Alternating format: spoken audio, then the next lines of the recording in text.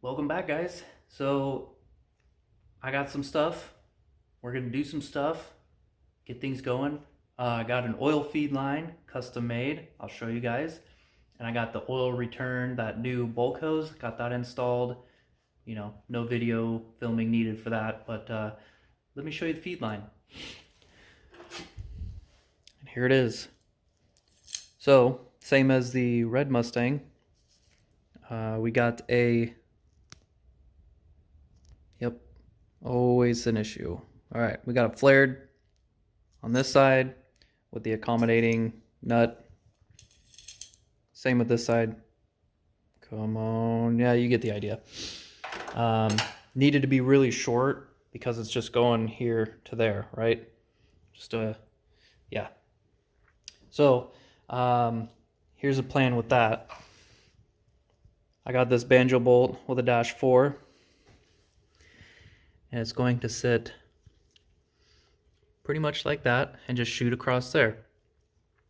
So obviously I bought an accommodating bolt right there, right? So the downfall to going this route is there's no restrictor. So I had come up with a solution on the red Mustang that seems to still be holding up, that either you're going to think is genius or absolutely stupid, but check it out. So you're going to want some of this or like quick steel. It's just putty you knead together, and then it gets hard, right? So you're going to take a little bit of that, knead it up, and then you're going to stuff it in the end of this. Try not to come out of the bolt, but stuff it in the bolt. And then for the restrictor, you can use a little T-pin. Now, you can get these at like Joann Fabrics, and they do come in different sizes, but this one's pretty small. And it's about the size of what a restrictor hole would be. So you'll just jam the T-pin into the quick steel or the putty, and then you'll let it set up, and bam, you got yourself a restrictor.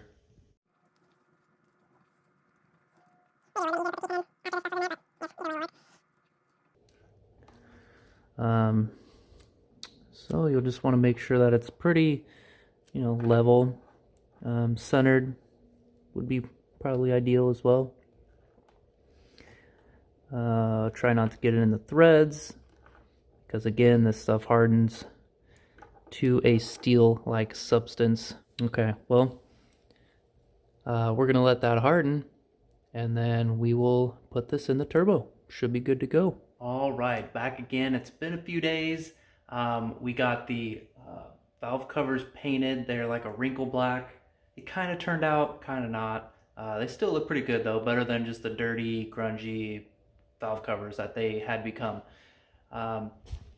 Also, intake manifold is painted. Davis went through and scrubbed each bolt head. They look fabulous. Absolutely fabulous. As well as the valve cover bolts. They all look practically brand new. It's great. I painted the throttle body and the compressor housing. So we have most of the stuff to put on here to possibly start. So I'm going to put you guys on a tripod and I'm going to get this stuff on.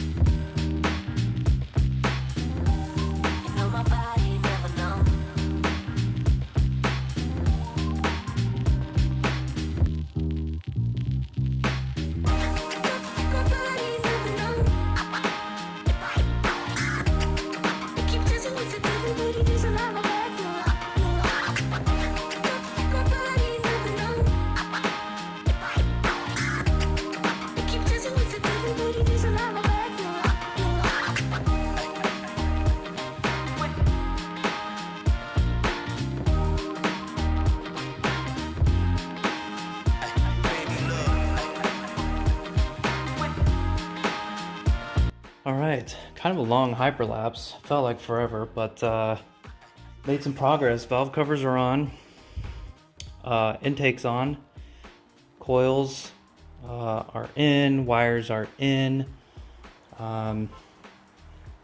compressor's on. Yeah, so everything's kind of tight and clocked. I think where I'm gonna have it. Got the oil drain. There's my homemade restrictor, hard as a rock. It's actually sat for like 2 days now. So we're gonna get this oil feed line on, which is sitting right there.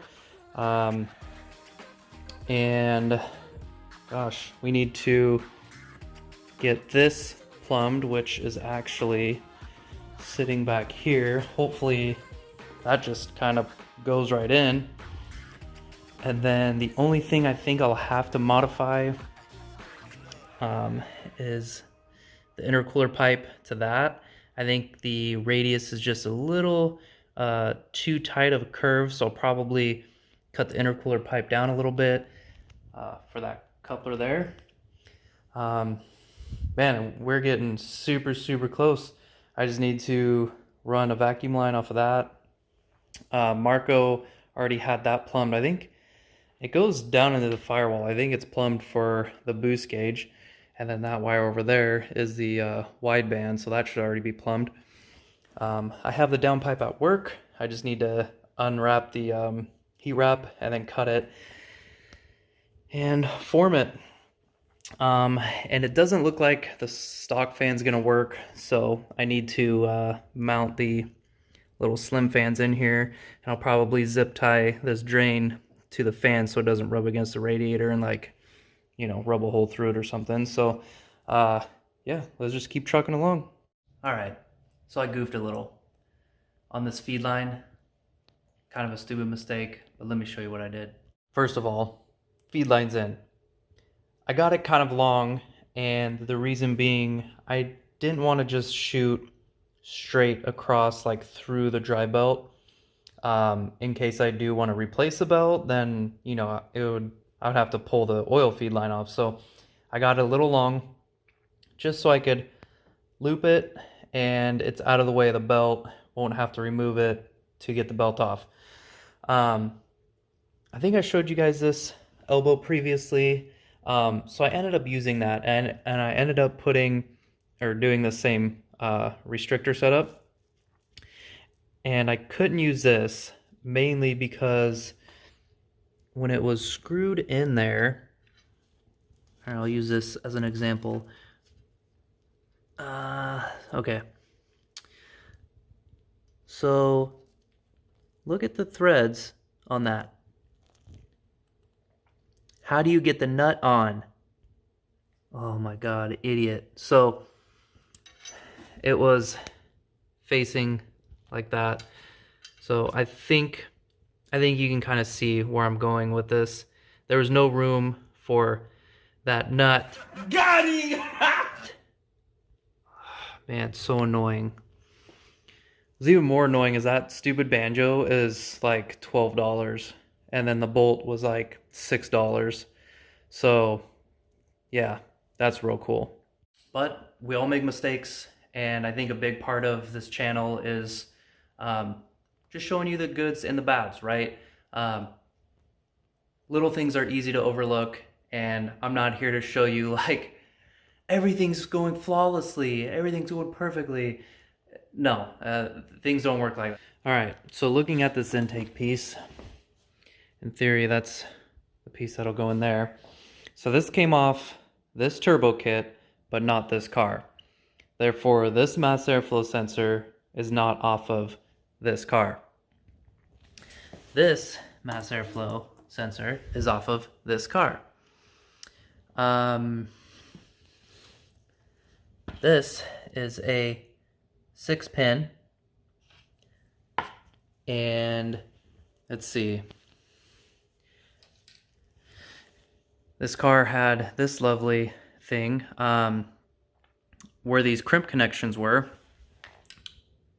was this guy, which I assume at one time was converted for this intake air temp sensor. Although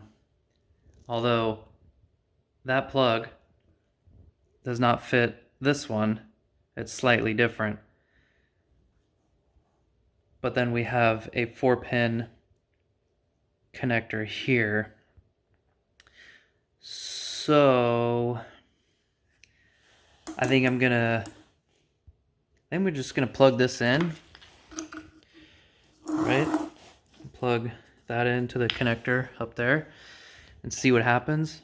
But I may have to wire that back into here and then change this connector. If you look at the slots on the sides, they're like perfectly across from each other, whereas on here it is slightly offset. So I could probably shave this side off and then it'll connect if need be. So like I was saying, this whole process is kind of a trial and error type of thing.